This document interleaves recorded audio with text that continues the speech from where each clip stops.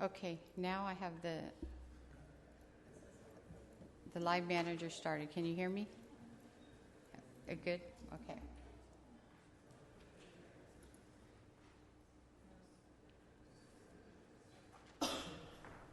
So the footings down here and the floors here. Yeah. There's also yeah. There is. So you're 9 feet 50 minutes from finished floor. Yeah. Okay. So Oh, sorry. Well, he's coming up today. He's from Big. He's coming up today.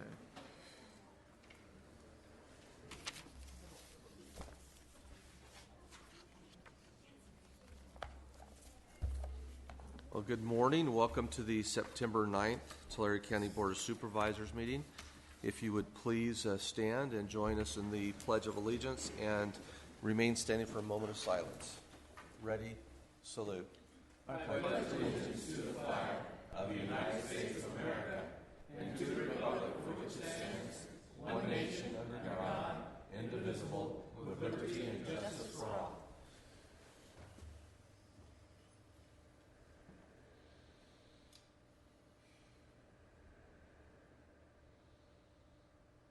Thank you. Madam Clerk, you know I have to ask, are we recording? And we're broadcasting live? Thank you. Okay, we'll take up our first item of business, which is Board of Supervisor matters. Mr. Ennis. Thank you, Mr. Chairman. Last week, I attended the Workforce Investment Conference in Monterey, and of course, our own Adam Peck is the chairman of the California Association of WIBs, and we were over there to support him. And one of the things that really stood out is how that we're now expanding our pathway programs, which Porterville Unified School District is big into their pathway programs. And it was kind of neat to see Dr. Snavely over there, and he also brought with him Bobby Ram, who is the managing director for SunPower Corporation, which is a big solar company. And they put all the solar projects in Porterville at all the schools and used a lot of the kids and took them out on the work site and see if they would be interested in doing solar. And out of that, we've got several kids now interested in going forward and becoming solar installers and work in that industry as it's moving up. Also had, let me see here, I had it down. Oh, yeah, Gilbert Baring, who's an architect with Mangani and Associates, right in our local area, and of course he's a product of the Pathways program at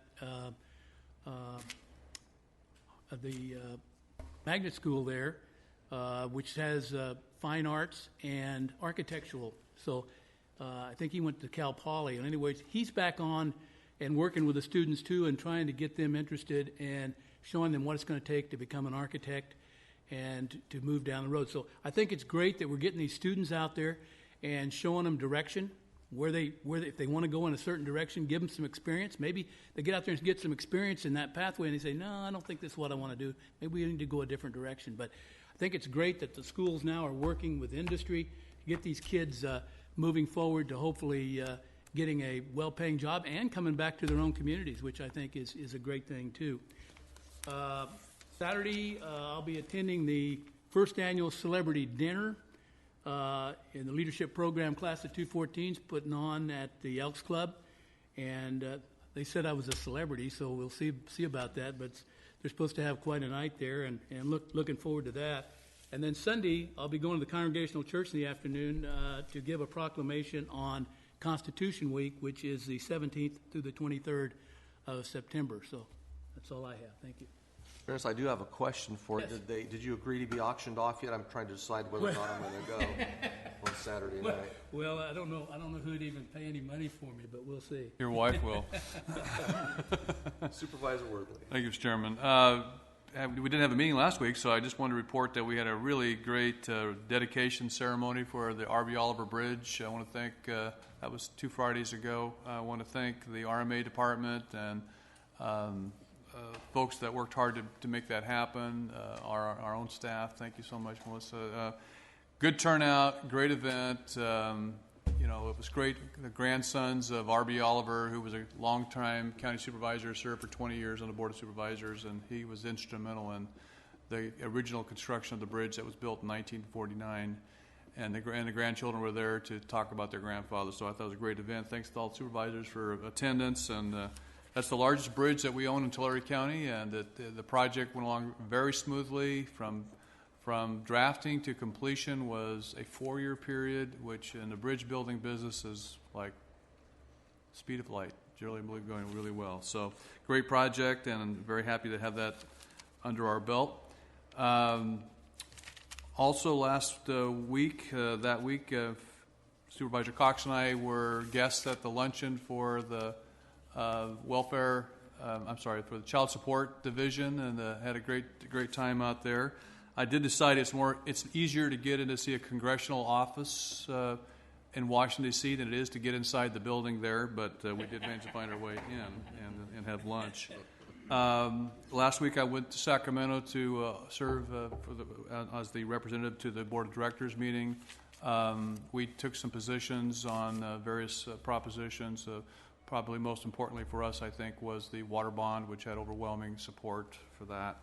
And this last Saturday I was up in Wilsonia speaking to my mountain community that I have up in there, and they have some issues. Of course, they'd like to see some road work done up there. I'll talk to our road department about that. Probably time to do something before they disappear. And I think that's about it. I'll be addressing the Dinuba City Council this evening, and I hope to join Supervisor Vanderpool tomorrow morning at the Big Bear Restaurant at 8 o'clock. I understand you're buying breakfast for all of us, and we'll be in the parade, and then hopefully maybe get to that groundbreaking ceremony for Department of Ed afterwards. Thank you. Well, you show up at Big Bear, and you're not going to have breakfast because there is not such a place as Big Bear. It's called Black Bear. Black Bear. Okay, clarify that. So I wanted to just highlight a couple things that are going on in Tulare in this next week. And first of all, obviously, Supervisor Worthley touched on it briefly, and that's the Fair Parade, which kicks off to the one and only Tulare County Fair, which starts right after the parade and runs through Sunday. It's a great event, and apparently Land O'Lakes sponsored a life-size cow made of butter. So I'm kind of curious to actually see if that stays standing in this 100-degree heat. And then also on the next day, which is on Thursday, there's the 9/11 Memorial Blood Drive at the Tulare Veterans Memorial Building with the ceremony at 7 a.m., and it's people are able to donate blood all day long. It's a great event, and actually it's the Central Valley Blood Bank's, or Central California Blood Bank's, largest single event that they have all year long. And so I encourage anybody and everybody that's capable and willing to donate blood to swing by there. They take great care of you, get a good goodie bag, and it's just really great to give the gift of life. And the last thing I wanted to mention was I did get an email from one of my colleagues calling me out, asking me to participate in the ALS Ice Bucket Challenge. It is kind of funny that he would ask me to do this in the middle of a drought, and he asked us to conserve water, so I'm not sure if I'm going to participate or not. I'll gladly support the cause, but seeing Supervisor Cox in a bathing suit was enough to get me to maybe be a little hesitant in participating, but I think it's great to see my colleagues participating in that and supporting a great cause as well. So that's all I had, and I wanted to beat you to the punch because I figured you were going to call us out again here.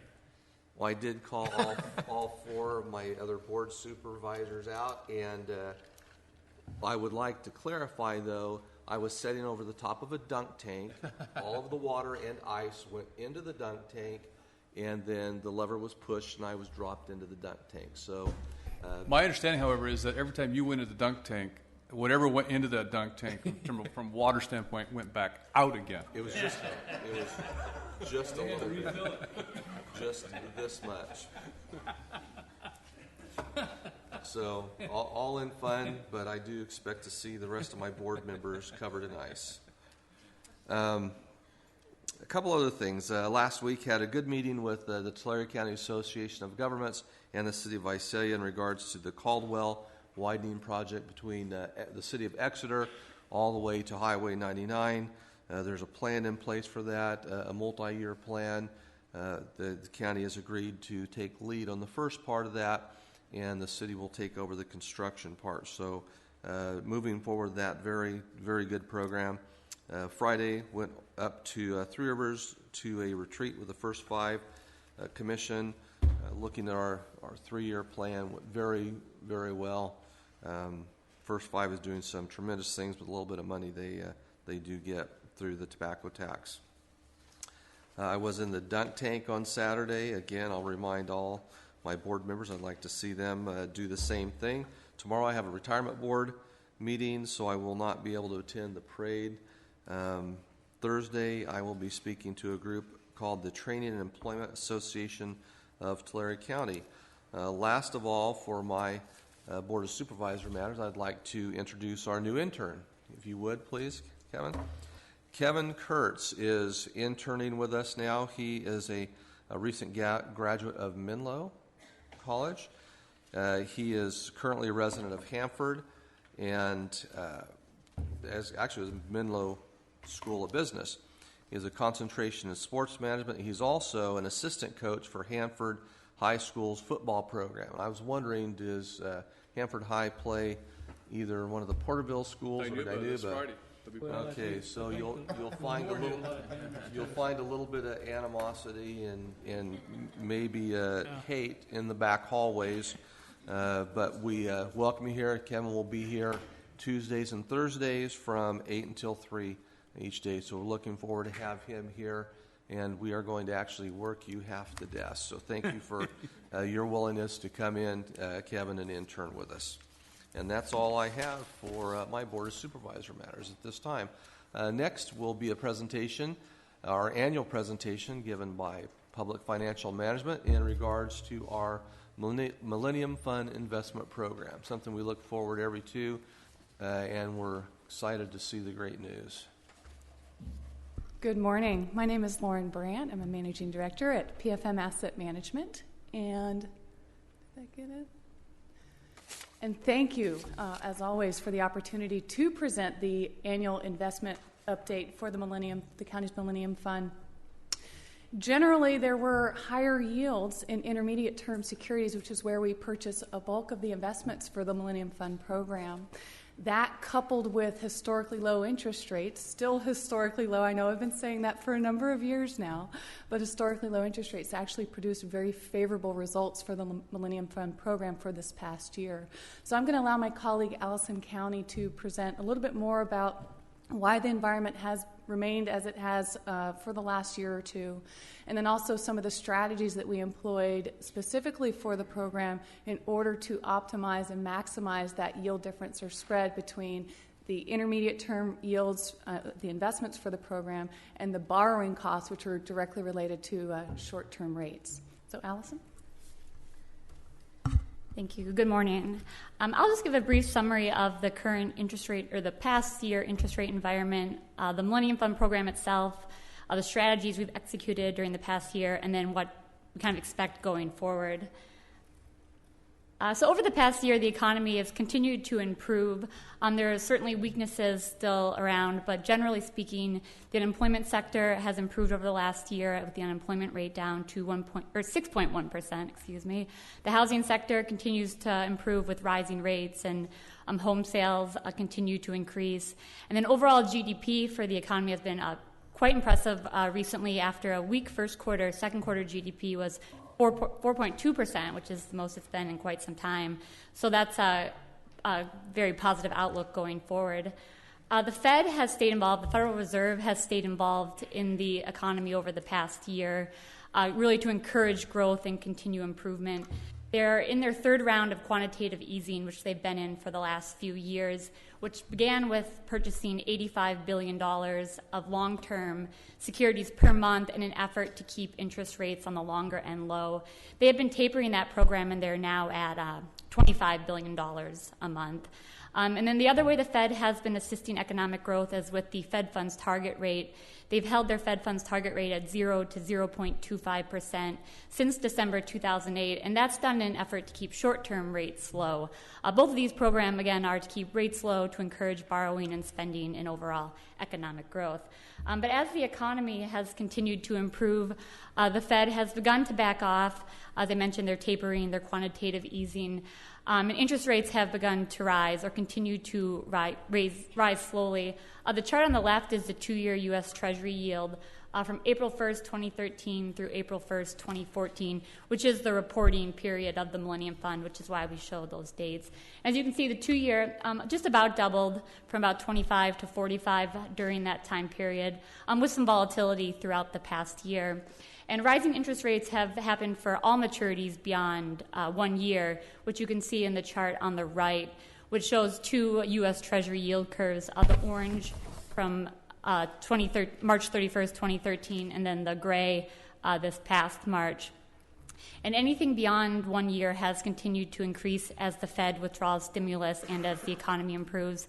However, those very short-term rates, they're really anchored by the Fed funds target rate, and so they have not yet started to move up. And the yield curve is what we call steep because the short end is very low and the intermediate term yields are up. And a steep yield curve has presented some opportunities in the portfolio, which I'll go into. But before, I'll just do a quick overview of the Millennium Fund program. In 1999, the county issued $45 million of bonds with the intent to use the annual payments from the tobacco settlement to pay off those bonds.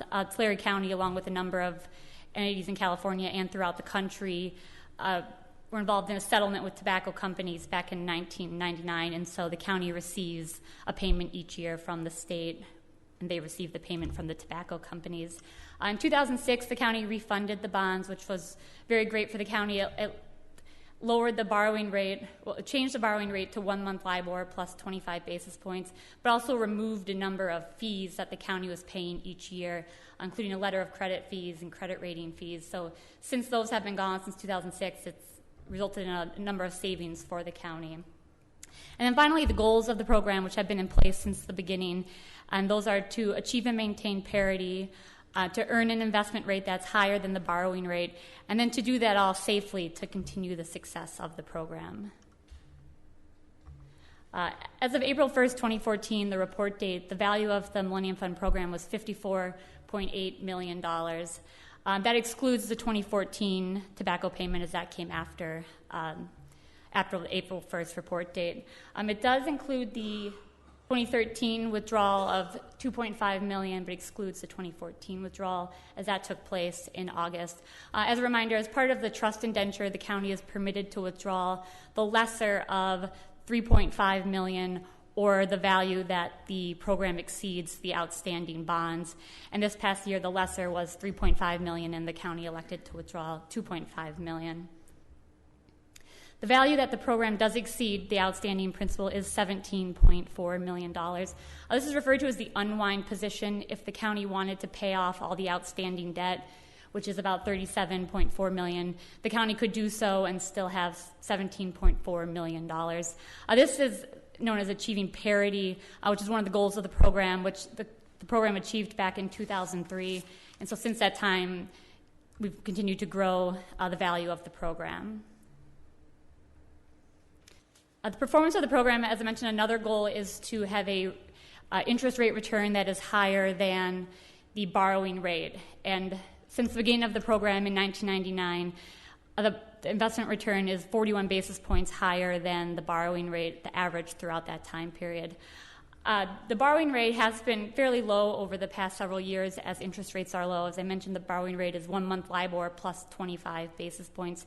And 1-month LIBOR is somewhat tied to the Fed funds, and so that's been very low over the past several years, which has really been beneficial to the county in what you owe on the funds. But it's also helped with the investment return. Of course, the investments that the county is permitted to invest in have also been very low over the past several years. But again, the spread remains fairly attractive, and that's due to a number of strategies that I'll talk about briefly. One is the portfolio's allocation to corporate notes and commercial paper, which offer very attractive yields in the current interest rate environment. The fixed rate investments and where they're positioned on the yield curve, and finally, the floating rate notes that are in the portfolio. The next page just shows a breakdown of the issuers in the portfolio as of June 30. As I mentioned, a significant portion of the portfolio is in corporate notes and commercial paper, and that's because of their very attractive yields. I'd like to point out the very high-quality investments, because corporate notes and commercial paper do have credit risk, however, that is mitigated by the high credit quality as well as the diversification of the corporate investments in the portfolio. Again, here's a look at the sector allocation, but this is over time. So from 2000 to currently, you can see the sector allocation of the portfolio at June 30 dates. This gives a sense of really where there's been value in the marketplace over the past, 14 years. And most recently, as you can see with the yellow, that has been in corporate notes and commercial paper in the purple.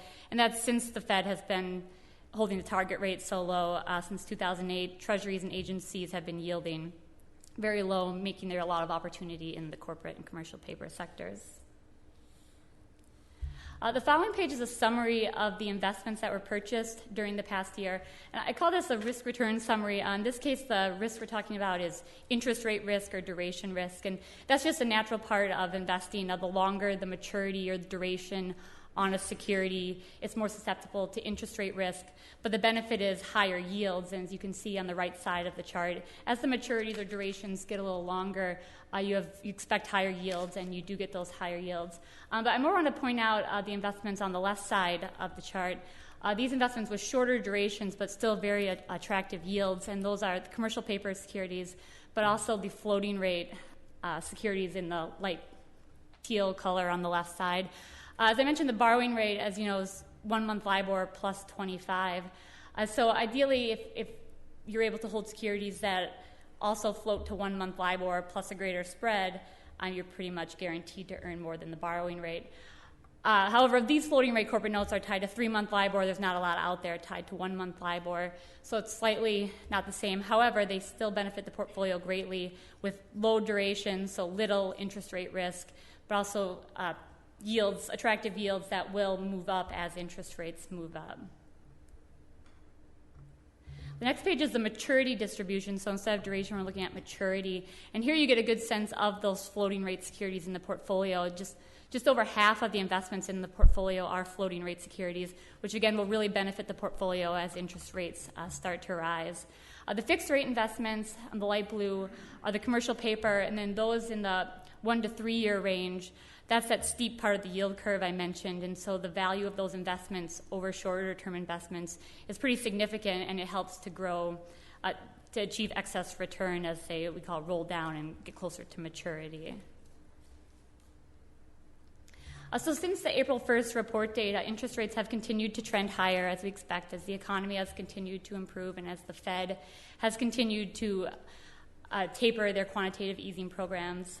And also we've seen corporate notes and commercial paper continue to offer quite a bit of value. That's the chart on the right. Again, it's a yield curve chart, so it shows yields on July 31st of treasuries in green, agencies in blue, and corporate notes and commercial paper in yellow. As you can see, the value of corporate notes and commercial paper has continued to be relatively attractive versus treasuries and agencies. And finally, going forward, the Fed will continue to taper their quantitative easing, and it's expected that they will begin to raise their Fed funds target rate in middle of 2015. So not likely before the next reporting date of April 1st, 2015. But when the Fed does that, we expect to see interest rates rise and probably a little quicker than we've seen in the past, which will present opportunities and challenges. The challenges, of course, are the market values of the securities you currently hold will decline as interest rates rise. That's a natural occurrence. And also the borrowing rate will go up as interest rates rise. However, that will mean higher yields available in investments that you're able to purchase. And so we'll probably continue to utilize similar strategies in the credit sector as well as floating rate notes, with the main goal, of course, to continue to meet the goals of the program and do so safely to protect the program. So that's that's my summary, my brief summary, which went a little long. If there's any questions, I'm happy to take them. Any questions? Do you recall what our unwind situation was a year ago? I know we're saying we're 17.4 to the good now. I want to say it was 14. Okay. And initially, we had a target, I was thinking of trying to maintain a difference between our costs and our yield. Was it like 50 basis? Yeah, the target, the goal is 50 basis points. 50 basis points, okay. So yeah, to have the borrowing rate exceed the return to exceed the borrowing rate by 50 basis points. That was the goal, but we also had expenses incurred at that time too, including, like you said, the letter of credit and so forth. So we've actually had some significant savings on the other side of that to bolster our net yield, if you will, as a result of that. It's a good report. I appreciate it. It's been a great program. The goal, to remind everybody, was to create an endowment fund. At the end of the process, we hope to have an endowment fund that will continue then to yield a significant amount of money to the county to continue to do our capital maintenance and improvement projects, that without which we have to look to our general fund to try to accomplish. So it's working the way we wanted it to, and as you look at how we've taken money out over the course of years, taken out over $40 million, I think, to make improvements and construct buildings and so forth in our county. It's been very successful, and I appreciate the fact that we've had an ongoing process. Some of the counties sort of did one-time projects where they took their money and sold it off into the marketplace and did a project, and then that was the end of it. But for us, I think this idea of knowing that we have a need for sustainable revenues, because buildings don't just get built and not deteriorate over time, I think was a good strategy for the board. And I don't claim credit for it. I just came on board at the time it was being implemented, but it was actually a project that was begun before I came on the board. But I think it was a far-reaching, well-thought-out idea. Thank you. Two quick things for me. Oh, sorry. 2006 is when we went from the letter to credit to no letter to credit. It seems like that was 2 years ago, not 8 years ago to me. There was something that Gene pointed out. Gene, would you address the extra little page you sent us in regards to the projected value in today's value? Yes, I was going to send that to you, but I forgot last night. Supervisor Worthley asked in an agenda review yesterday what the original projection was. So the 17 million unwind, 17.4 is 2.6 million above the original projection. So, And largely, I think, due to the change we made in terms of costs. yes, Letter of credit was a rather expensive piece of that entire package when we first. absolutely. So to have that grow by another $2.5 or $2.6 million in that short of a time is, I think, a wonderful success story. Any other questions? No, thank you for the report. Thank you. Thank you. Thank you very much.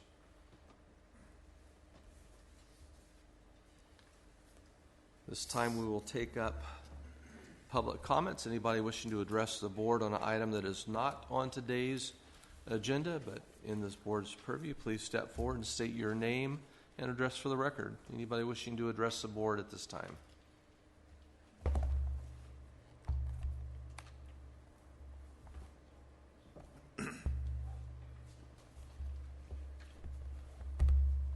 You can use either microphone; they both work.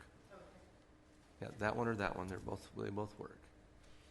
Okay, And pull it down; it'll come down. Keep pulling. I'm short. There you go. There you go. Okay. My name is Mary Bryant, and I have a nonprofit group called the Real Mooney Grove Project. I am now at over 250 members strong, and I just started June 1st. Back in June, I had asked the county if I could look at their 20-year plan that they have for the park. I was told then that I could not look at it until after the plan was approved by the Board of Supervisors, and I thought, well, that doesn't sound real right to me. Why would we want to approve something we haven't looked at? So it was supposed to have been presented in July. It has not been presented to you. So we're still waiting. We're waiting and waiting. It's now September. So what I have talked to the county again this past week or so. They have said that what they want us to do is not to go out and talk to any of the groups in the community or individuals to raise the money. That they want us to raise the funds, basically give it to them, and then they are to do with it whatever they want, I guess. But isn't that kind of what a nonprofit organization is for us to go out and do the fundraising. So I have brought on board Jesse Snow, the contractor who also built the present boathouse, and retired building inspector of Visalia, on board to oversee the projects that we want to do, which is the boathouse and the concession stand. So we are, in 2 weeks, we will be back. We will have a proposal for you of what our plans are, because we are ready to get started. Between June and now, we could have gotten a lot of work done. It doesn't take 20 years to get what we feel we can do in a couple of years. And we're asking to do this at no county expense. We will raise all the funds to do it all ourselves. So I'll turn it over to Jesse here real quick. We'll be back in 2 weeks with a proposal and the community businesses and entities that have committed to donating for either money or the supplies. Okay? Hello, I'm Jesse Snow, and I've been in Tulare County since 1955. So I've been at Mooney's Grove Park a lot of times since 1955. I've worked with Phil on a job on building on Ben Maddox and K Road, and he knows that I do pretty good work. And I never have had anything turned down from any inspector. I always did everything that was right the first time. And I'd like to see a roof put back on the boathouse. It needs it pretty bad. It's got holes in it, and this winter's not going to make it any better. I'd like to see a metal roof put on it with solar panels on it that would light the boathouse up and run a pump in the lagoon where it would be a cleaner, because that lagoon's in real bad shape. And I'd also like to bring the concession stand back up where they could have Mexican food and hamburgers. And, because we used to go out there at night and it used to be open. Yes, here it was years and years ago.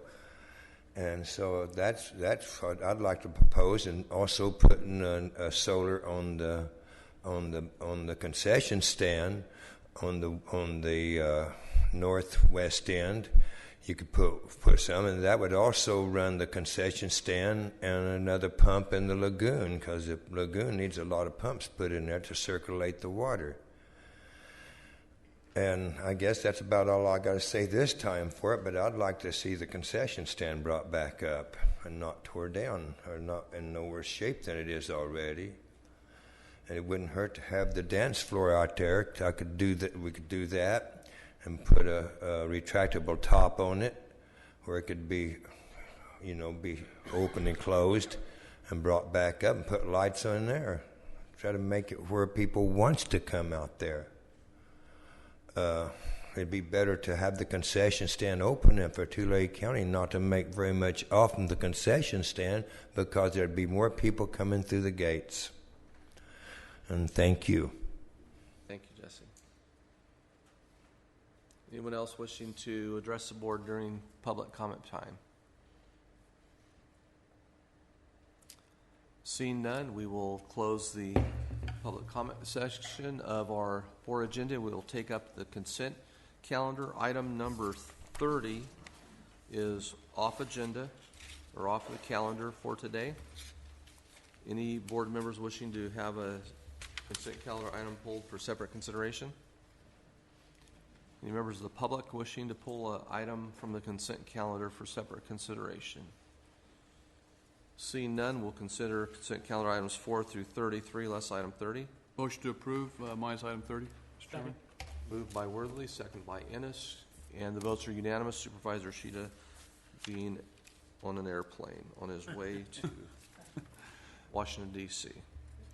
Okay, we'll now take up our first untimed item, which will be item number 34, a presentation by Leadership Academy class. We have two volunteers from that class who will be leading the discussion, Mickey Verissimo and Joe Campos. Will you please come forward, and you can take either microphone or both.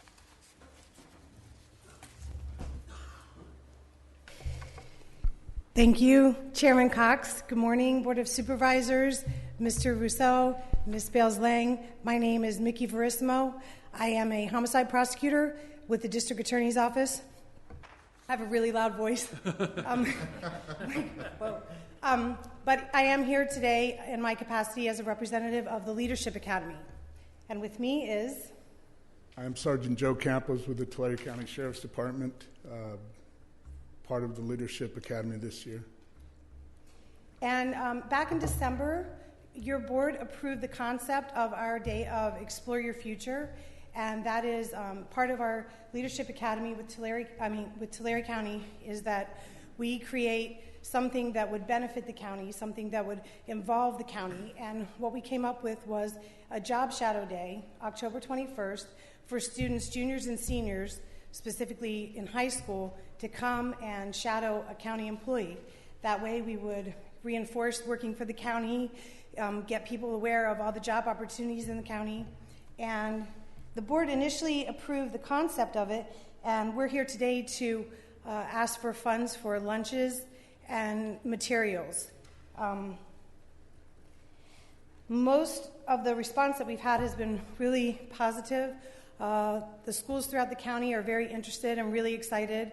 I personally work with the liaisons from the high schools, and they're very interested and they can't wait, and we think we're going to be able to fill every spot. We probably will have more students than spots. Like, that's how excited people are. And as far as county participation, we have almost every department in the county represented and really willing and excited to participate in this day. I'd like to know those that don't want to participate. Not now.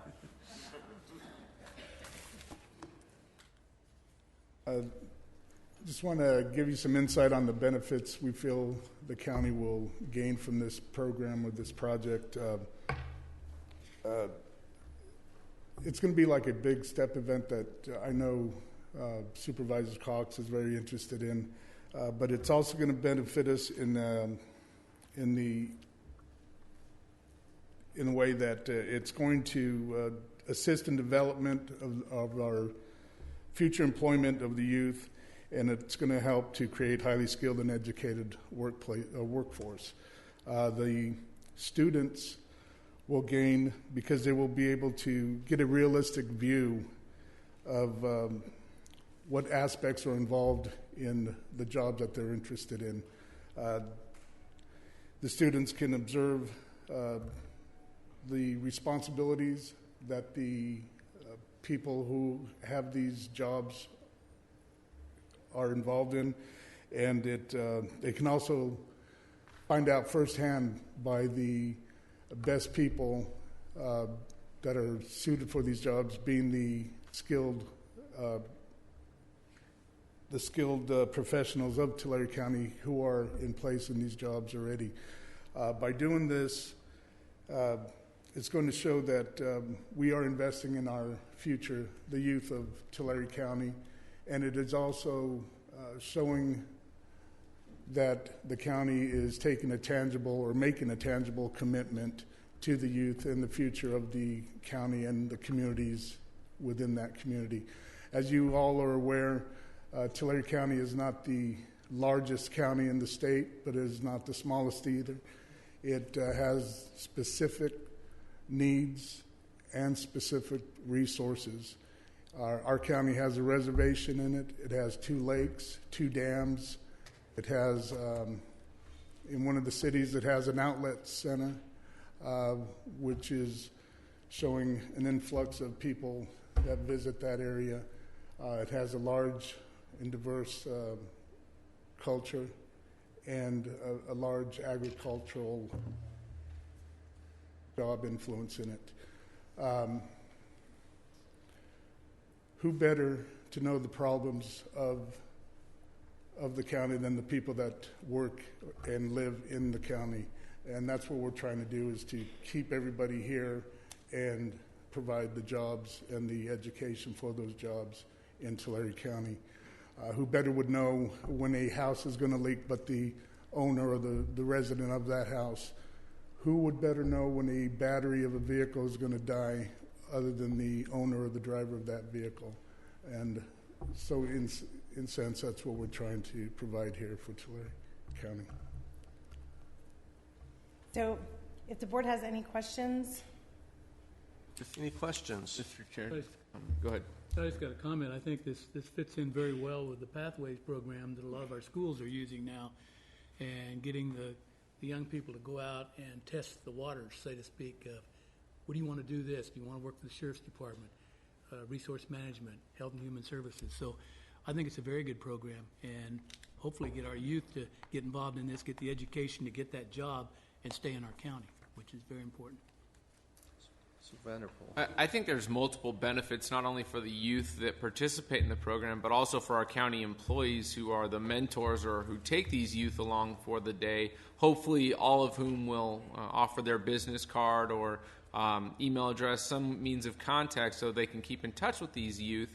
Because I know as you're a young person, wasn't that long ago for me. I mean, some of these guys, it was a while back, but you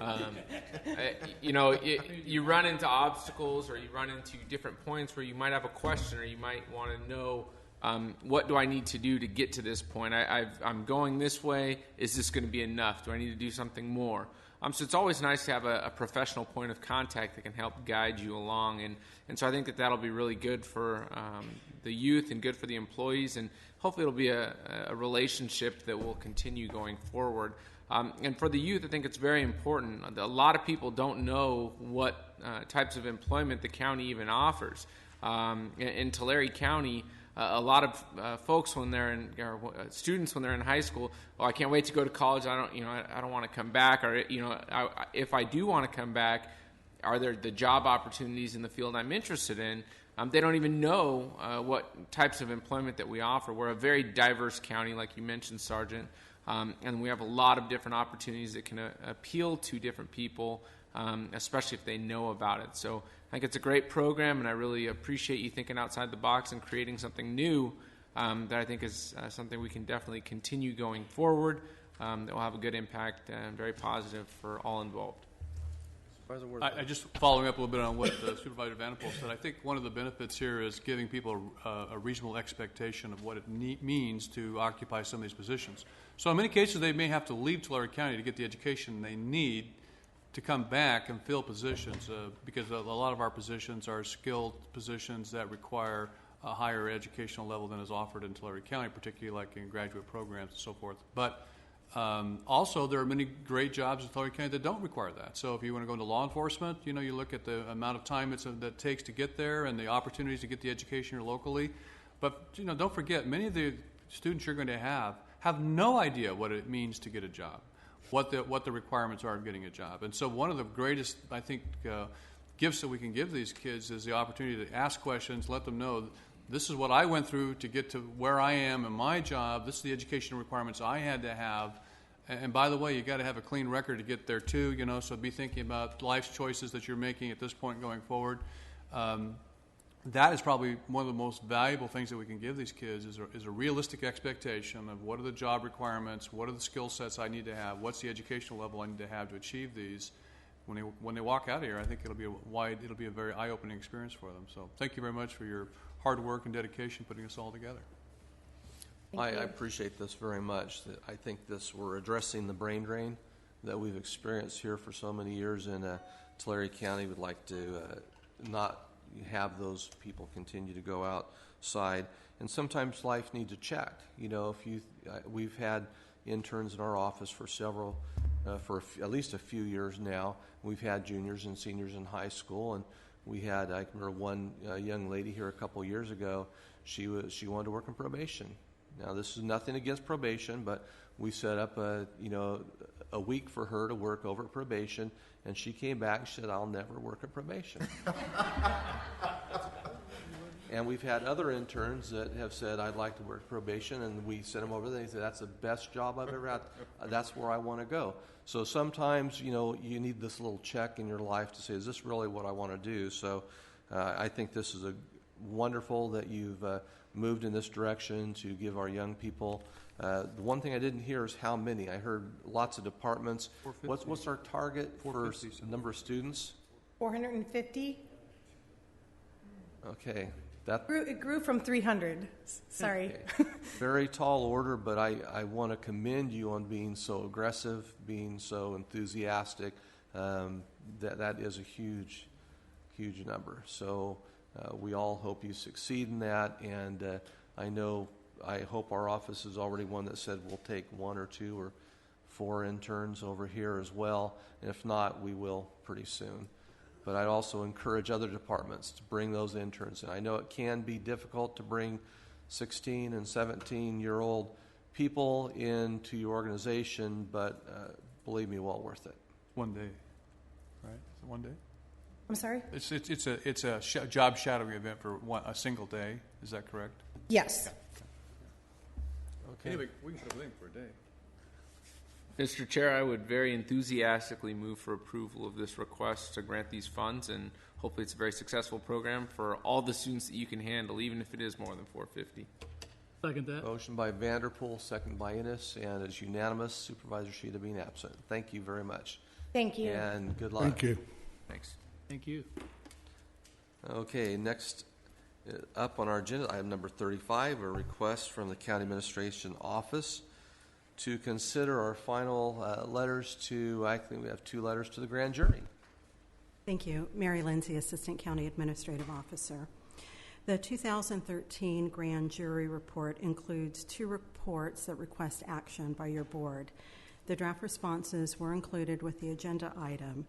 For each of the reports, the respondent must address each finding, stating whether you agree or disagree with the finding. The response must also address each recommendation, stating if it will be implemented or not. If further analysis is needed, it must be completed within 6 months. I will review the draft responses for your consideration, citing the recommended determinations. Please let me know if you have any questions or modifications that you would like to make. There are 2 reports for your consideration today. The first report is entitled Public Defender Caseload. It includes 2 findings and 2 recommendations. The second report is entitled Water Please and includes 7 findings and 2 recommendations. Prior to providing you with the draft report for Board of Supervisor response, both the Public Defender Office and the Resource Management Agency provided detailed responses to the reports to the grand jury as well. The draft response for the Public Defender Caseload finds agreement with findings number 1, which states that the Public Defender's Office exceeds standards set by the U.S. Department of Justice on standards for both felony and misdemeanor caseloads per attorney, and disagreement with findings number 2, which states that the current pay has not been increased for several years. Regarding the recommendations for the Public Defender Caseload, recommendation number 1 states that the Tulare County Grand Jury recommends that staff be hired to accommodate additional caseloads. This has not been implemented, but will be considered for future implementation as allowed by budgetary considerations. Recommendation number 2 states that the Tulare County Grand Jury recommends that the current pay scale be increased. Again, this recommendation has not been implemented, but will be considered for future implementation as allowed by budgetary constraints. That's just a quick synopsis of what is actually in the report before you. I'd be happy to read out the full response if you prefer that.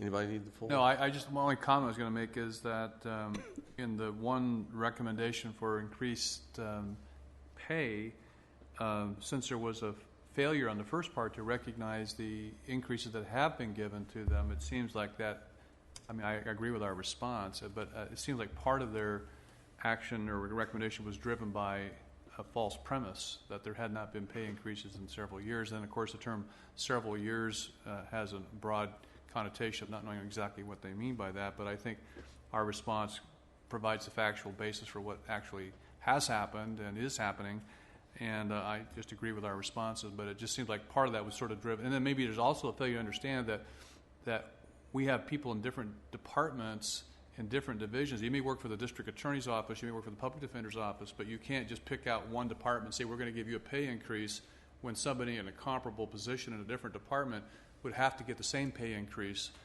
because you can't pick and choose that way.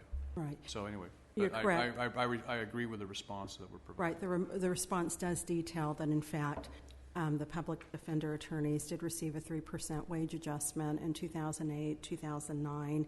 In addition, the Board of Supervisors restored step and merit increases in fiscal year 2011 and 12, and also provided a 3% wage increase to attorneys in 2013-14.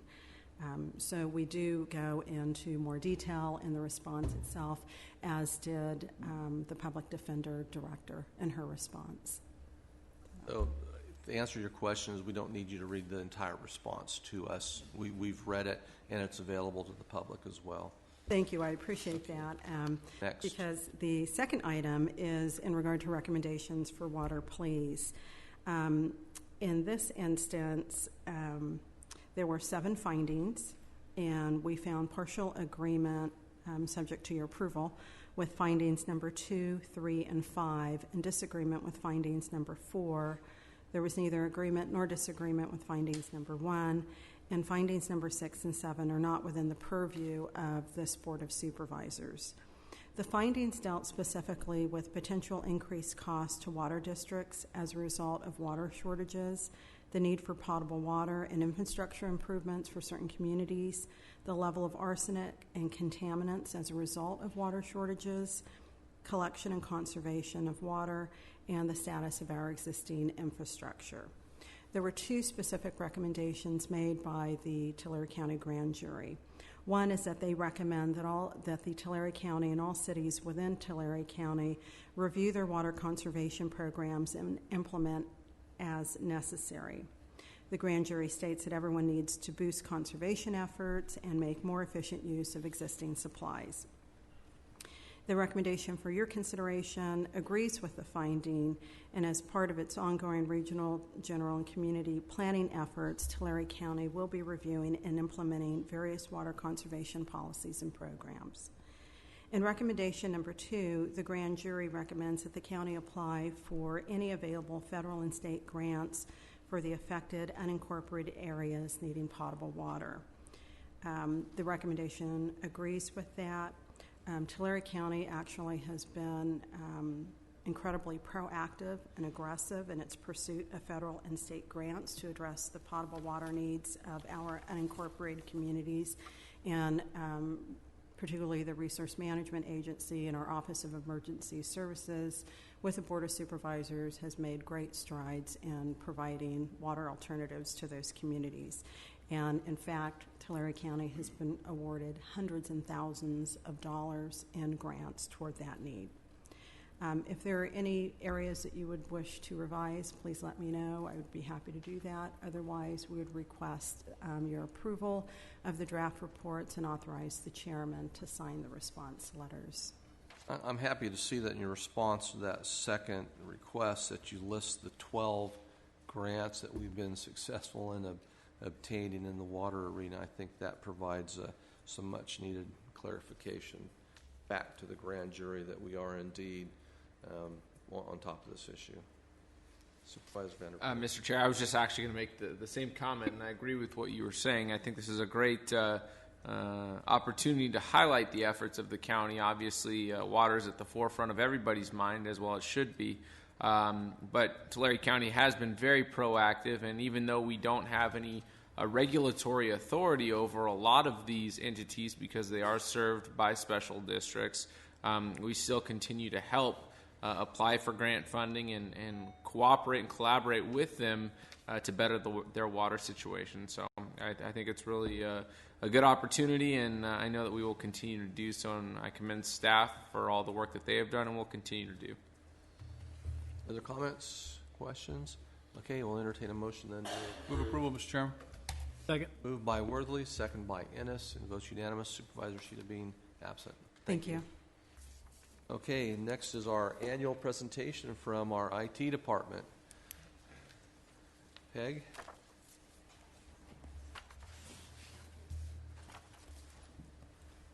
This is item number 36 on the agenda. Good morning, Chairman Cox, board members, CAO, and County Council. I am Peg Yates, Director of the Tulare County Information and Communications Technology Department. Thank you for allowing me to report to you TCICT's progress over the last year and our plans for working with departments to help grow services that benefit Tulare County residents.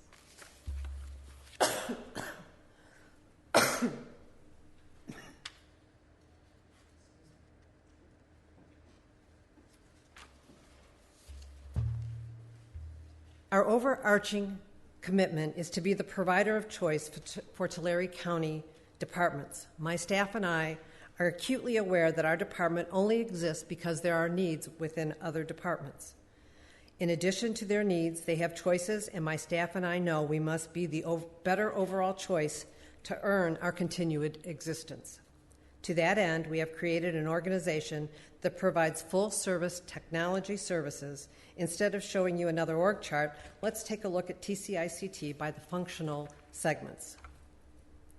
TCICT has 151 positions in 3 main locations: the courthouse, government plaza, and the radio shop at Mooney Grove. We are structured to first protect the sensitive data with which we are entrusted. Security is the core of our organization, touches all segments of our organization, and impacts our every county employee. Core security policies guide how we do things, when we do them, and for whom. The next level is where and how core security policies are applied to that data that streams between the county buildings every day. The 2 segments for the county network and the hardware-software support illustrate that very different pieces of technology that allow employees to safely do their work and to be certain that their technology is current and in good repair. The outer ring represents the resources we dedicate to our fellow departments. Included in that segment are client services, application support, project management, custom programming, training, electronic content management, application design, and more. This segment is what most people think of as the services we supply. These segments are all interrelated, moving TCICT towards its various processes and services. This slide summarizes the areas that we support on a daily basis. As this slide illustrates, our many areas are intricately interrelated, and all aspects must be considered for their impact on the whole. Our staff members must learn and maintain knowledge of our customers' business processes and the technology that supports those processes. In addition, staff is constantly training on developing technologies and, of course, the ongoing threats to our system security, both electronic and physical. This can all be rather challenging, but we know our service area, and we know our services make a difference to the end customers. Our customers are the employees of Tulare County. It does not matter where they work or when. We will travel anywhere in the 4,863 square miles at any of the 300 locations of our county sites to serve our customers. While true, most staff are located in county cities and towns, we also serve the fire station in Kennedy Meadows, a 3-hour drive from Visalia, and a full day's work for a desktop technician to solve a computer problem. The size of our service areas is matched by our support window. Our service desk answers calls from 7 a.m. to 5:30 p.m. In the last year, the service desk created more than 23,000 tickets for service during those business hours. To provide continued public service and response to emergencies, we also staffed multiple people on call every evening and weekend. This is needed because of the wide variety of customers and technologies that we support. Our goal is to use our staffing in a way that best meets the needs of the departments while meeting mandates for security. We do that by prioritizing how we expend resources. Excuse me. These 5 priorities help determine where our staff and funding are focused. In keeping with our philosophy, our customers are our highest priority. The intent of the priorities is to create a single strategic goal. We want to provide stellar solutions that include our clients' needs, preferences, and feedback. That is a long way from keeping the lights on, which is what we did the first 5 years we were in existence. What we needed were measurable objectives that provided meaningful steps towards our goals. The first big change was to stop being viewed as a provider of hardware. Stellar Solutions means keeping in mind that the safety of our county and constituent information is of utmost importance. If our data cannot be safe from harm, no other achievement would matter. In addition, we have worked steadily to develop true partnerships where our customers' needs and preferences are considered first and the technology considered second. Our third supporting tactic is that we make the best use of hardware and software we possess, that we invest in proper maintenance and training, and that we are always acutely aware that the taxpayers of the county pay the bills. So we condensed our objectives to 3 themes: partner, secure, and invest. Let's look at the progress in these themes over the last year. Secure. We were diligent in our work to keep the county data secure. Despite that, our security is tested every day by people who would value our data in dishonorable ways and have the resources to constantly test our defenses. To be sure that we are doing what we can and must be done to protect county data, this year we contracted for a penetration test to measure our policies and procedures against external and internal attacks. We will use the results from this test to improve our environment.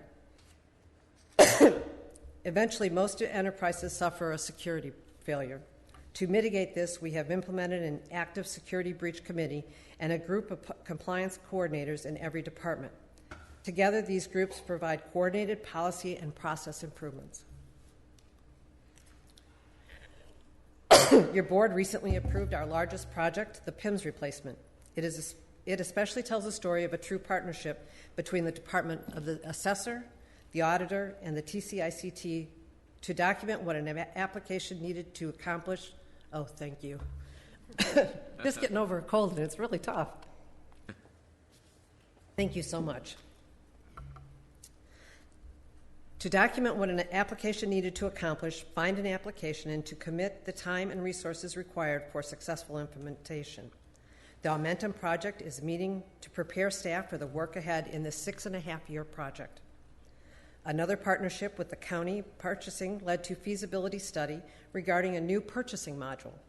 This module will streamline the office process of purchasing throughout the county.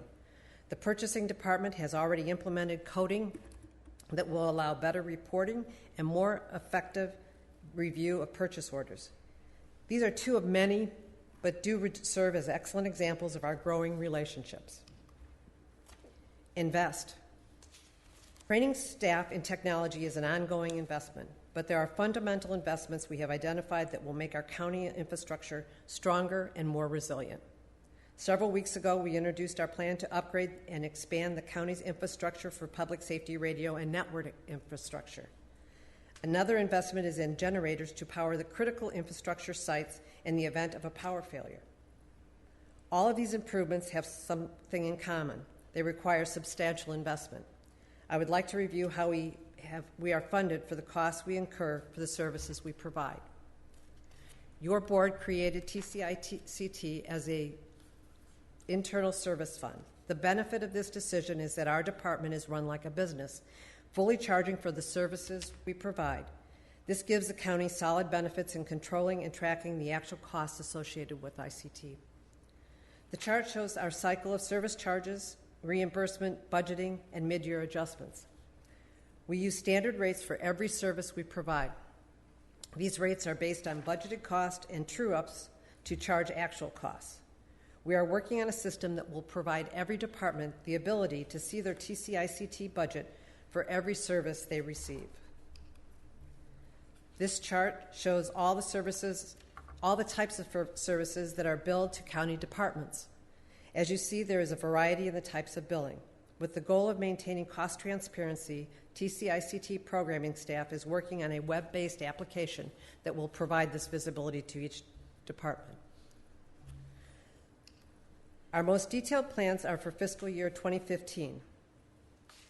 In this year, we will stay with our 3 themes that we are using to move us forward toward our goals: secure, partner, and invest. Security remains our most critical theme and activity. I would like to highlight the two of our security-related projects. The first is the purchase and implementation of a communications trailer. This trailer will allow us to provide internet access from anywhere we can take the trailer. This functionality provides security that we can provide our systems where they're needed to be, when they're needed to be there. The second project I want to highlight is the improvement of the wiring closets in the county buildings. This project will span several years as we make the closets more secure to both physical and environmental threats. In the partner theme, there are many projects to choose from, but there are two listed here that impact many people, and I wanted to bring them to your attention.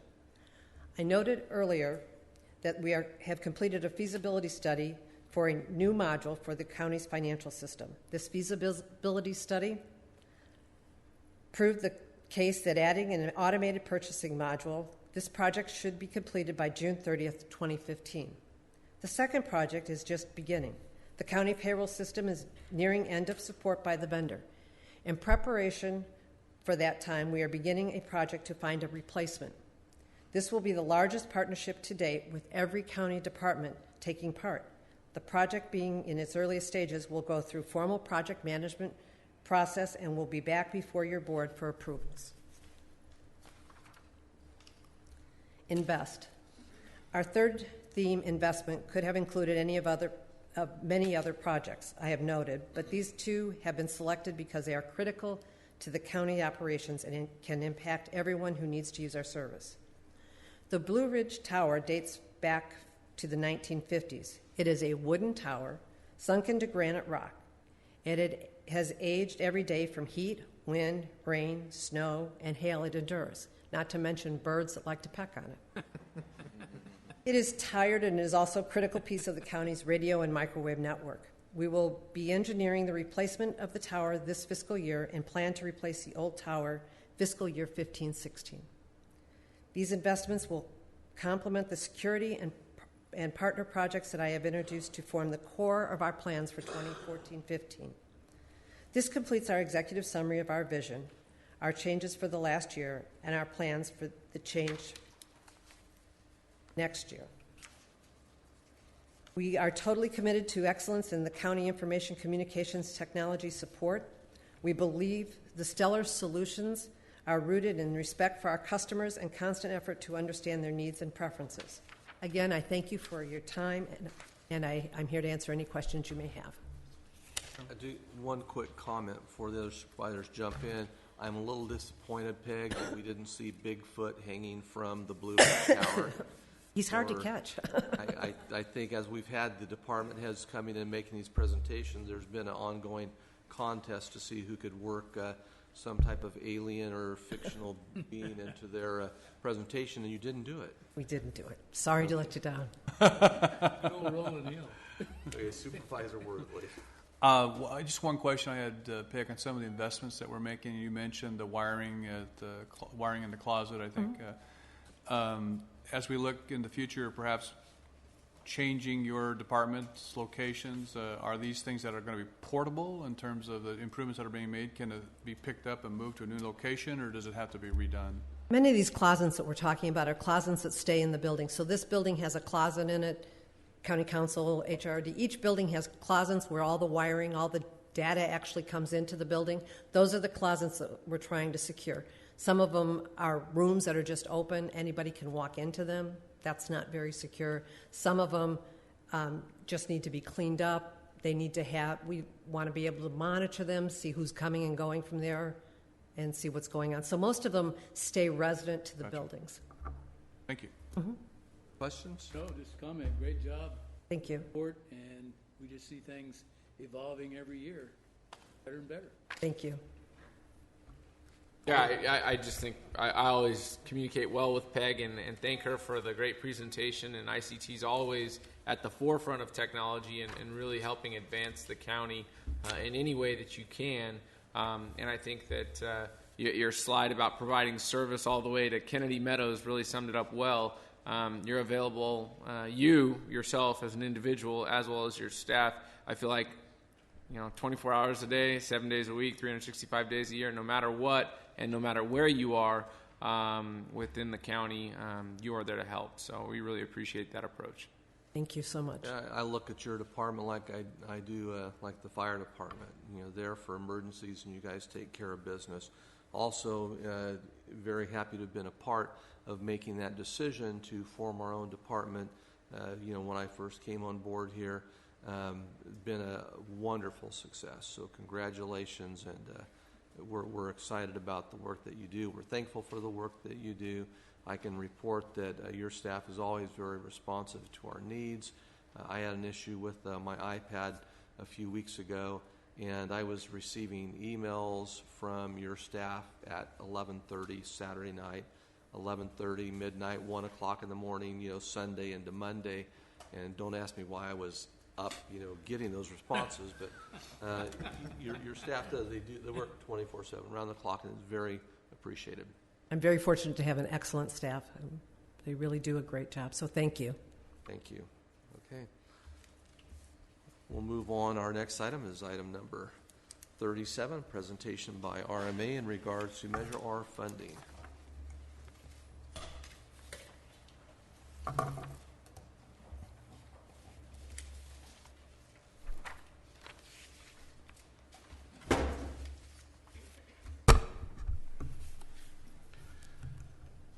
Thank you, Mr. Chairman, members of the board, Mr. CAO, and council. Mike Spada, RMA. I will just make a few brief remarks before the more formal presentation is provided this morning regarding Measure R funding by our interim Public Works Director, Mike Bond. I want to begin briefly by making a few acknowledgments. I would like to say that the direction, the leadership, and the support of the Board of Supervisors has been instrumental in developing this portfolio of proposed projects, and we are very grateful for that support. Also, the support of the CAO has been tremendous in helping us work through this very complex process, and we could not have done it without his support as well.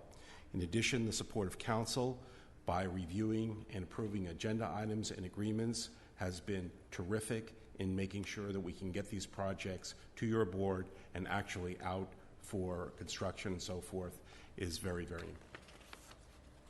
Also, I'd like to thank a team-based approach that was carried out by Public Works, Planning, and Administration. At the Public Works level, Mike Bond, Ben Ruiz, Johnny Wong, Reed Schenke, Hernan Beltran did a terrific job. They worked very well together with representatives from planning, which were Mike Washam, Eric Coyne, Aaron Bach, and Kyria Fierros. At the administration level, specifically fiscal, Roger Hunt and Sophia Almanza participated. This is an example of a team-based approach that got together a very aggressive and ambitious portfolio on time and hopefully reasonably successfully. Finally, we'd like to thank TCAG representatives, Ted Smalley and Ben Kimball. Their expertise is beyond reproach, and we could not have done it without their support guiding us through this very important process. Before Mr. Bond comes up here, I just wanted to highlight a few items. Number one, with regard to the regional projects, and in particular the Avenue 280 or Caldwell Avenue project. This is a very important project. We want to thank your board, the chair, for providing the stimulus to get this project moving. And in conjunction with an amendment to the PSR study, this project will become a reality much faster than anticipated. Avenue 416 is another major project which is on schedule and is expected to begin construction next calendar year. With regard to the local community projects, our approach was very ambitious. We started with the active transportation projects, approximately 17 that were provided to Caltrans. One project was funded, approximately $120,000, to develop a safe routes to school county-wide plan.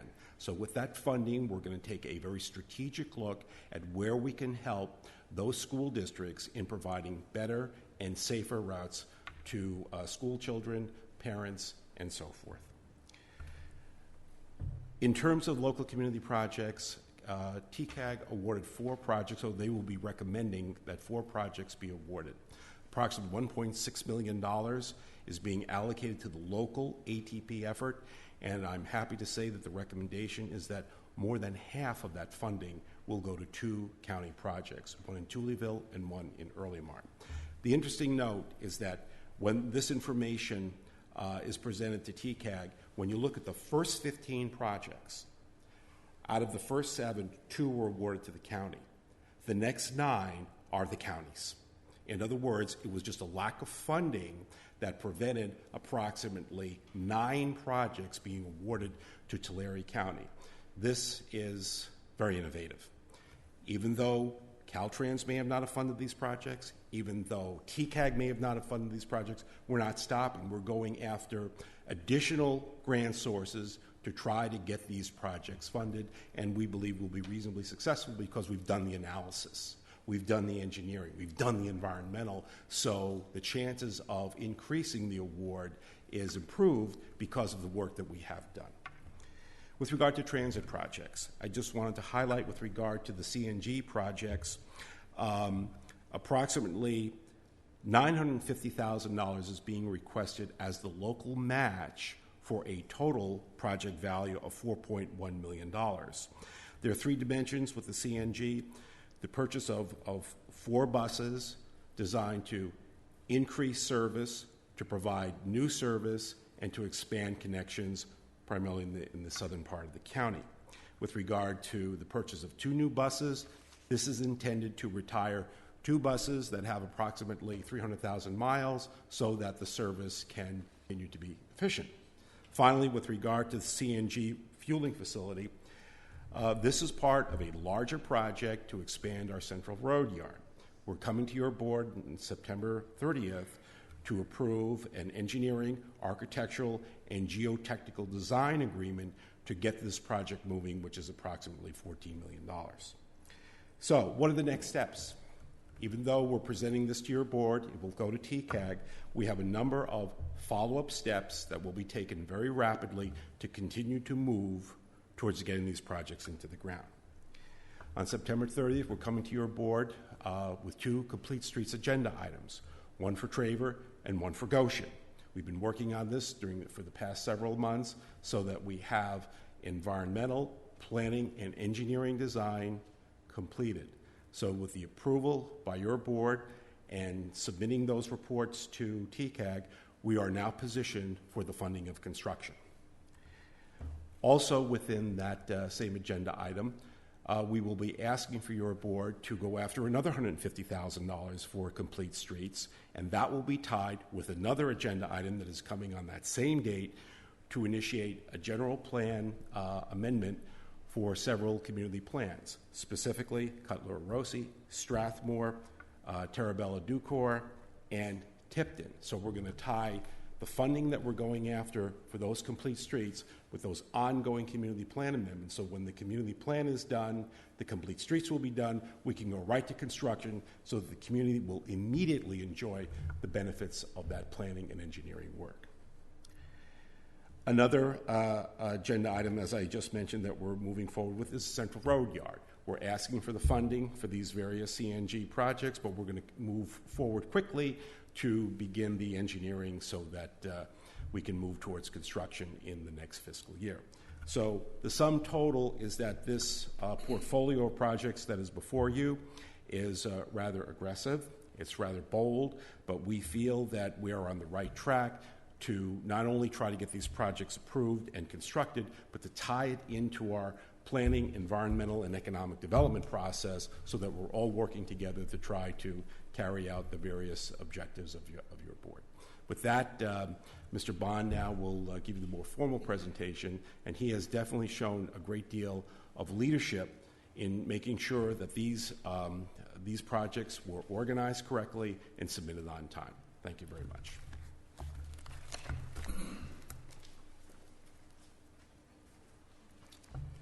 Thank you, Mike. Mike Bond, RMA Public Works. And with that excellent introduction, I'd like to conclude the presentation. So, Thank you very much. Questions? Yeah, as an aside, Mike covered almost every major point here, and I would like to.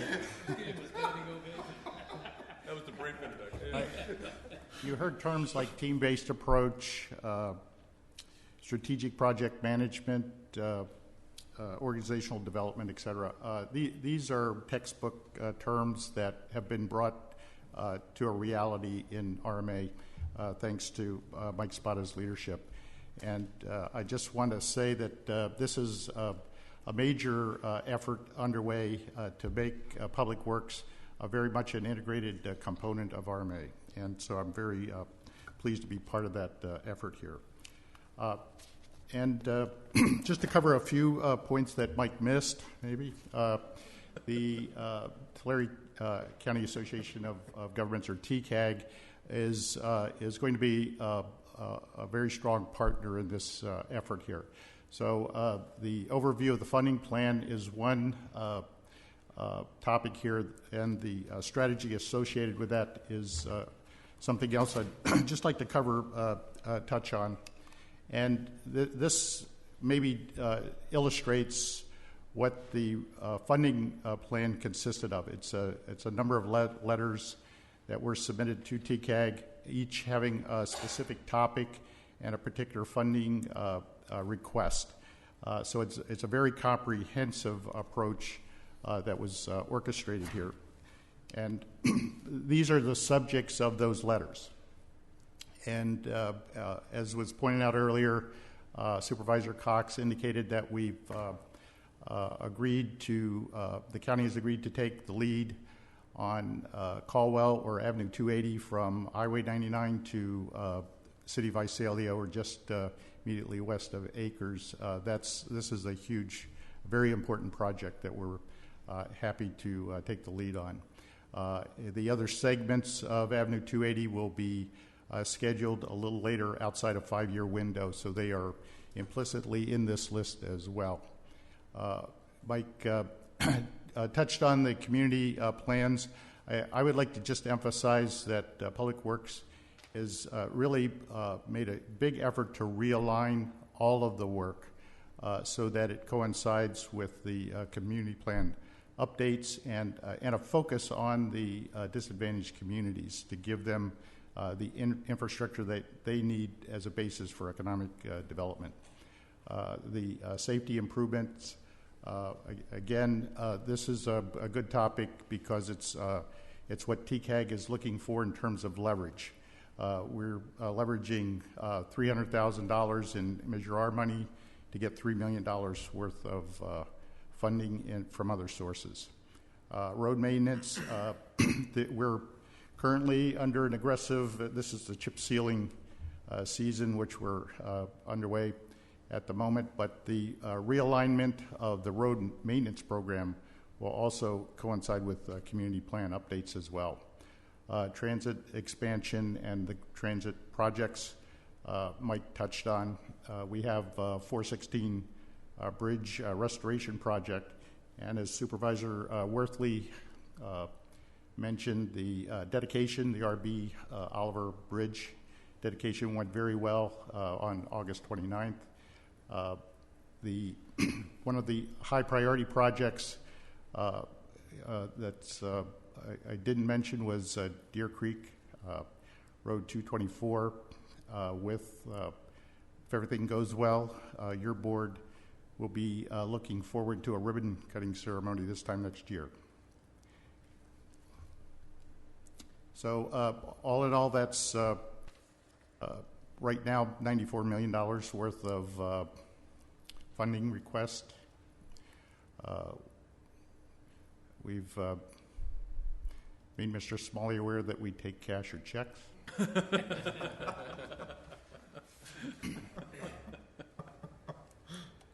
that your Bigfoot? And so these are some of the topics here.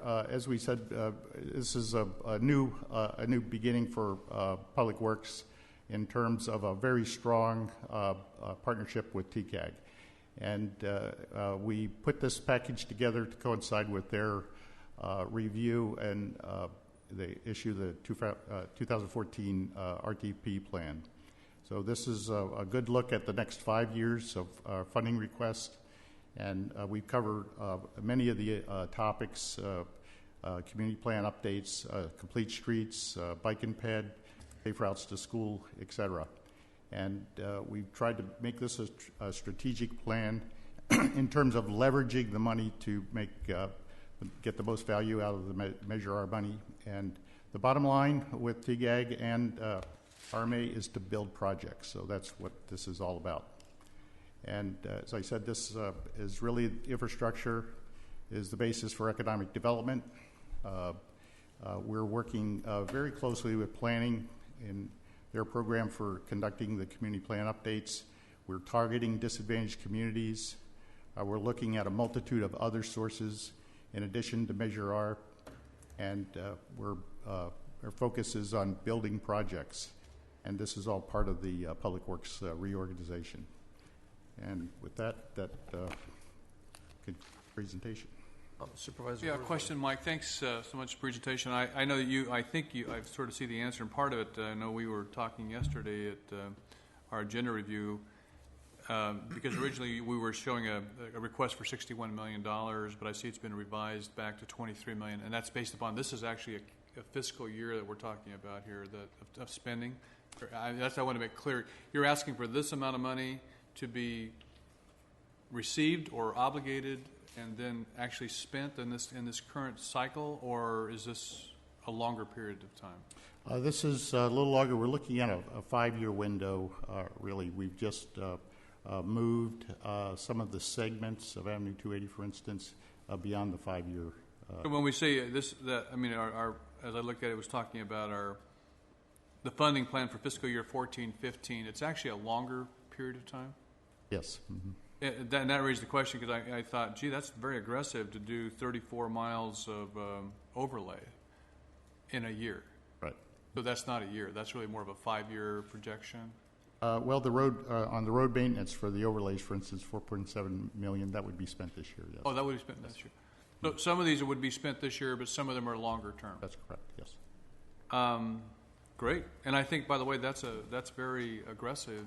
I think on the overlay, I don't know how that corresponds to reconstruction, but I think we used to do something like about 11 miles a year or something like that in the course of the whole county of reconstruction.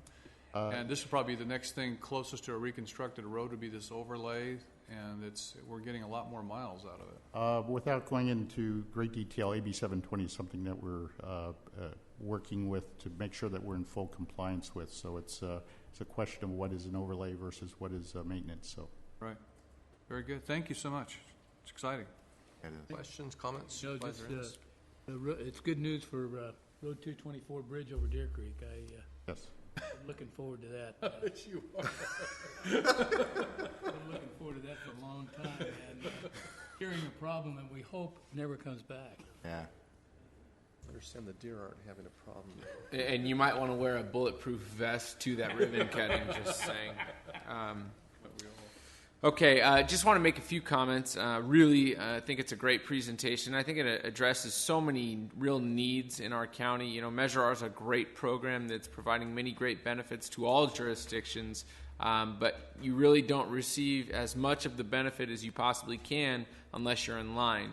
This project or this list really puts us in line and hopefully puts us at the front of the line to get a lot of things done that are really going to benefit all constituents in Tulare County, not just those in the unincorporated areas, because we do serve everyone. And you know, really on a broader scale, we think about ways that we can improve life in our county. Not only is it by improving the roads that people drive upon, or the transit that people ride upon, or the bike paths that people can travel upon. We're addressing so many things that are going to improve life, but also lay the infrastructure for improvements in other means in our county, i.e. attracting jobs and economic development.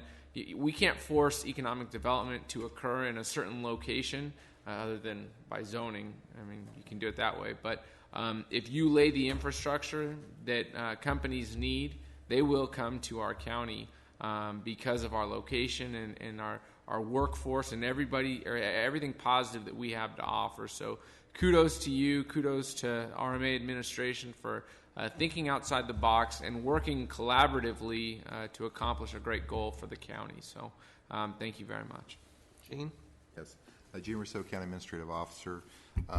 You've made a number of comments, but this has to be Mr. Bond. I love saying that term. Yeah, the funniest presentation I've ever heard from an engineer. Great job. I want to thank Mr. Spada and the staff of RMA for positioning the county to get its fair share of TCAG funding. So great job. Very excited about that.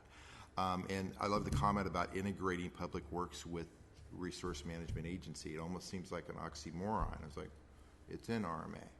Now you're integrating it with the planning department. Excellent. So keep up the great work. And just a reminder to everyone, we do have that trust fund for economic development that's now at $3 million as potential match for grant opportunities. So keep up the great work. Thank you. Great. Thank you very much. Okay, we'll now move to our final items not timed presentation, or actually a request to approve the final report for the Tulare Lake Basin. Where's the rest of the books? They're out here on the table for you. Executive summary. Well, while you're setting up, Denise did bring into my office yesterday this big box of books and set it down, and she pulled that one out and set it on top, and I said, well, you forgot the others. Aren't you going to distribute those other books to the other supervisors? She goes, oh, no, this is the whole study. So the entire study is the stack of books you see in front of you. So, good morning, Denise England, Senior Administrative Analyst, Water Resources in the CAO's office. Good morning, Board. I'm happy to be here today to present to you, as Supervisor Cox indicated, the 7-binder final. One is the final report. The other 6 are various components of the Tulare Lake Basin Disadvantaged Community Water Study. And this project, and it's a shame that Supervisor Ishida couldn't be with us today, but this project was really started out of the Water Commission under the leadership of Supervisor Ishida several years ago. Your board executed the contract with the California Department of Water Resources for $2 million back in 2011 to fund the project, and today is the culmination of all of that work. So the project included 5 tasks. Those are database development, which I'm happy to present also the new website that came out of the project in the database, and we'll get into that in a moment. Stakeholder involvement, development of 4 pilot projects, a review and analysis of those 4 pilot projects, and preparation of the final report. So the database development started really out of effort by Mike Hickey and a former county employee, Susan Shaw, who worked in environmental health, of really gathering up all this water quality data for communities and wells throughout the region to really sort of start to look at the problem that communities face throughout Tulare County. And that was expanded then by the Department of Water Resources when we got into the contracting stage to the entire Tulare Lake Basin, which includes all of Tulare County, all of Kings County, most of Fresno County, and the eastern portion of Kern County. And so from that database, that initial database was then handed over to the project team, which consisted of Provost and Pritchard, Self-Help Enterprises, Community Water Center, and Provost and Pritchard compiled and augmented that database with data from CDPH, the UC Davis Dr. Harder study, Carolina Balaz, Policy Link, and the local nonprofits of Self-Help and Community Water Center to give their expertise and knowledge about the various water conditions throughout the county as they relate to disadvantaged communities. The stakeholder involvement process, your board created the Stakeholder Oversight Advisory Committee, which was a dynamic group of folks from all 4 counties. There were community representatives, both water board members as well as residents. There were a board of supervisor for each county was on the committee, funding agencies, regulatory agencies, and local water leaders. And that group also attracted water leaders throughout the region just to come and attend the meetings and network with these folks. And there were several projects that were born out of that process that weren't even part of the study. One that comes to mind is the Allensworth-Alpaugh-Angiola coordination to look at a solution for that region. The 4 pilot projects that were developed were the management and non-infrastructure, technical solutions, individual households, and new sources. And because I'm a little bit of a coward, I just brought up the smallest binder that represents one of the pilots. And this one is the individual households. And there was a great deal of effort and diligence from the project team to make sure that these pilot projects were really a roadmap of solutions for both the technical field as well as the communities. So there was a fine balance between being technical enough but being user-friendly enough. And there was a dynamic, extensive process for review that involved community review and buy-in to make sure that whatever solutions were proposed were something that community members could buy into, as well as a full vetting with the technical and regulatory folks to make sure that those solutions offered were really viable and able to move forward. And then the final process was the preparation of this final report. And this report includes the process, but the most important component of this report and I included with your agenda item as well, was the executive summary that includes somewhere in the neighborhood of 60 recommendations, policy recommendations, regulatory, legislative recommendations. And so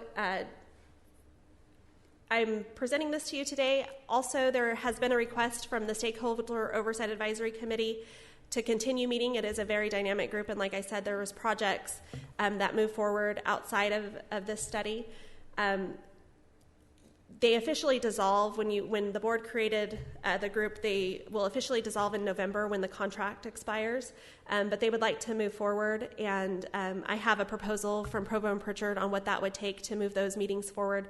And I think it's important also to do an annual update on the recommendations because, like I said, there's somewhere in the neighborhood of 60 recommendations. And in order for this not to become a stale document and really for some good to come out of it, there needs to be additional input and feedback and monitoring and additional recommendations potentially made and a follow-up. And so I'll be talking with Jean and others about how we might go about funding those that additional work. I don't have a concrete plan at this point. And so with that, we've worked as the team to develop a new website. It's in test right now. So this is the new website. We moved away from Tulare Lake Basin Disadvantaged Community Water Study Database because that sort of seemed like a long title to Tulare Lake Basin Water Alliance with the new logo and name. And all of the final documents will be loaded to the site. They're currently, the draft documents are available here, but this isn't public yet. It will be launched shortly. But the most exciting thing about this is is the map. So let me see if I can apologize. So the map represents, every dot is a well, and it's sort of just centered on a section by section basis. It's not, we can't reveal the exact location of each well. The various colors represent, green is okay, it means there hasn't been an arsenic or nitrate exceedance. Yellow is there's been some sort of exceedance. Orange is there's been more exceedances, and red has been a lot of exceedances. So kind of green is good, red is bad, sort of gives you a visual of where problems might lie. The little blue dots are public water systems, and so you can click on that, and it provides the information. This is the Teviston CSD, and then you can pull up a report, and it provides what their recent test results were, who the contact is for that CSD, the number of connections, their population, whether they're a disadvantaged community or a severely disadvantaged community, what IRWIM group they lie in, and some other information pertinent to the community. There's also a form for folks, if they have information about the Teviston Community Services District that they would like for us to include, they can fill out this form and say, oh, by the way, we've applied for this piece of funding or that piece of funding. And then for Tulare County, we will be monitoring those and adjusting the data as appropriate. We need, when we've requested from the other 3 counties, that they need to identify somebody within their counties to do the same for their data. We will continue to fetch data for all 4 counties because, as Mike Hickey's described to us, it's very easy to just set up a query that gets everybody's data and dump it in. But only Tulare County's data will be refined and augmented in Tulare County. If the other 4 counties wish to do that, we actually encourage them to do that. So with that, I'm asking for you to approve the final report and to direct staff to submit it to the Department of Water Resources. Questions, comments? Just a comment. I think that last map with the resources that you've indicated is amazing. And one thought that came to my mind is that every storm has a silver lining. And of course, as we look at the drought, this historic drought we've been going through, we've also seen so much opportunities to do so many things that are going to affect this very data you're talking about in terms of new wells in Seville and all these and different connections and connecting people who have been on individual wells into existing systems. That the maintenance of that will be a major task, I think, for next probably 12, 24 months as these things are being rolled out. But what a great resource to have going into the future, and also very helpful to look at a map and see how there's a clustering effect of where the water quality problems really are. And it's interesting how they run along the edge of the foothill areas very strongly. But anyway, I appreciate that. Great hard work, I know, a lot of work involved in doing all this, and very supportive of it. Thank you. You did answer the one question I had. I think during the presentation, I wrote down $2 million grant. Is there anything left for projects? And you pretty much said the money's spent. Yeah, the scope of work was not for actually any in-the-ground construction or even engineering work, really. It was to really catalog the need and viable solutions. And if I may, I forgot, there's quite a few folks that worked on the project here today, so if I could just take a minute to recognize them. Please. I know there's folks from Provo and Pritchard and Community Water Center. I don't see anyone from self-help, but there's also some folks that actually served on the Stakeholder Oversight Advisory Committee, some community members too. Well, don't be shy. Go ahead and stand up and be recognized.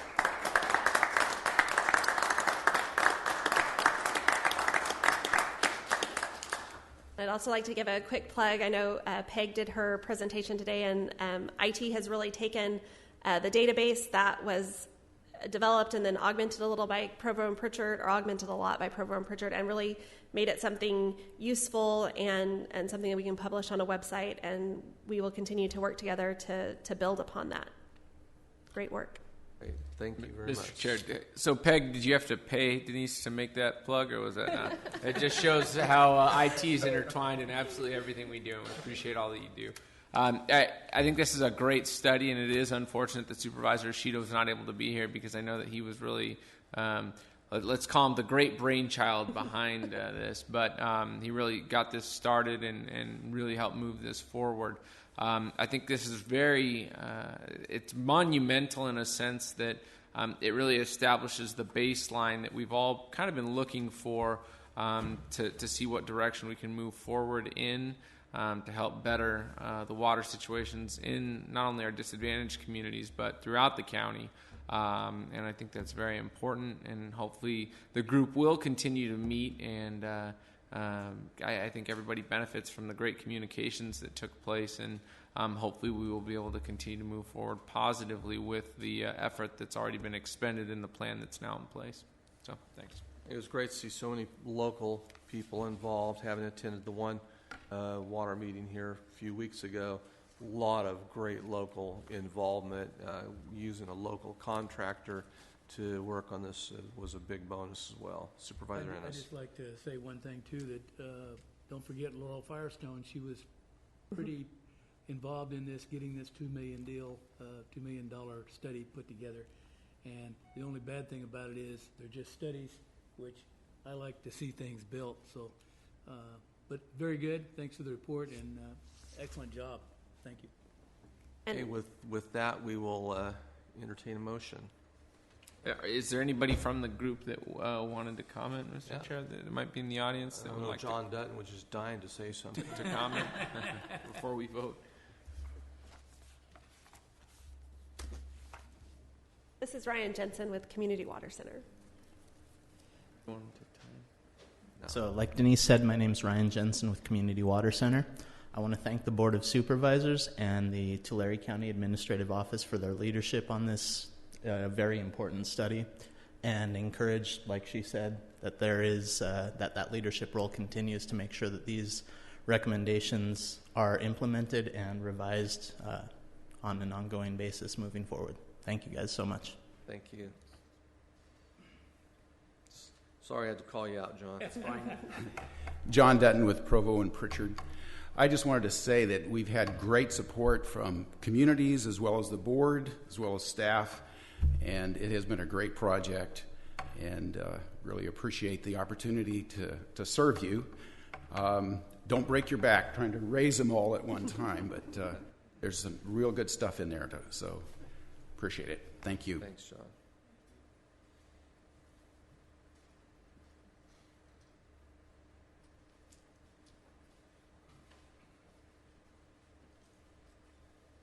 Good morning, Board. My name is Michael Prado, Sr., and I serve on the Water and Sewer Board, President of Sultana CSD. And I'd like to also thank you guys for giving us this opportunity to work on this big project. Also, I'd like to give a big thank you to Mr. Ishida, who is not present. He was a big steering person in this project, in opinions, advice, and everything that the board had looked into prior to this study. And it was a very learning process for myself to be part of it, and I'd like to thank the board. Thank you. Anyone else? Okay, this time we'll entertain a motion. Mr. Chair, I'd move for approval of this. Second. Moved by Vanderpool, second by Worthley, and unanimous, Supervisor Ishida being present. Thank you very much. This concludes our open session. We do have need for a closed session. Madam Counsel? Yes, Mr. Chairman, we do.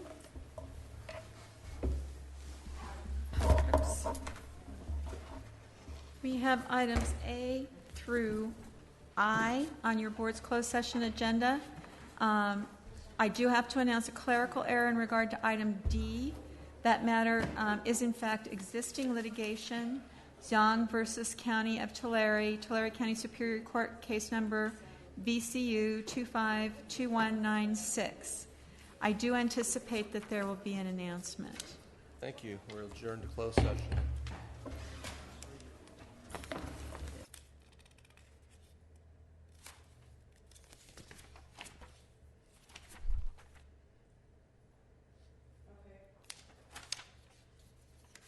In the matter of item C, announcement of closed session today, September 9th by Kathleen Bells-Lang, County Counsel.